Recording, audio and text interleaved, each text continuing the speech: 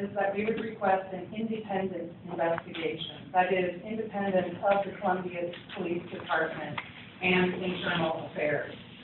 Also, disclosure of any evidence and results of the investigation that can legally be released. These two items are necessary to restore the public trust and confidence in our police department.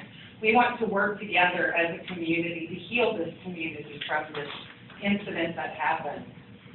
The other thing that we would like is accountability for the mistakes. And by that, we don't mean to scapegoat the gentlemen and ladies who were there with the guns on that night who have been seen on the videotape. In some ways, they're minimally responsible. Yes, they should be held accountable for their actions because 7 shots fired at a dog, and particularly when there's a 7-year-old child who could have been in the crossfire, as was the case in Detroit just yesterday, is something we don't want to see happen again in Columbia.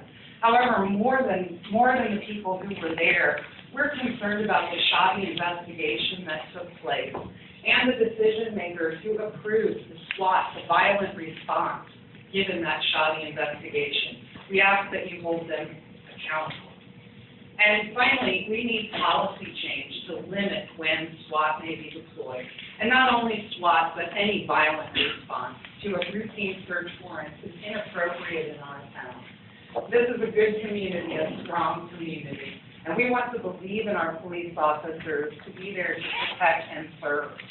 So what we want is to limit when violent tactics can be used. We'd also like to require video recording of any future deployments of SWAT. And we would like to request monthly reports on SWAT deployments in particular and any incidents in which violence was used to serve a warrant. Action by council is needed. As Mr. Pearson said, the world is watching. The gentleman from Ready just talked about this big impact jobs that are coming through. I don't want my town, and I don't think any of these people do, to be in the headlines around the country and on Fox News for this sort of thing. We want our community to be a strong community for years to come, and all of you have the ability to help us do that. Thank you very much for your time.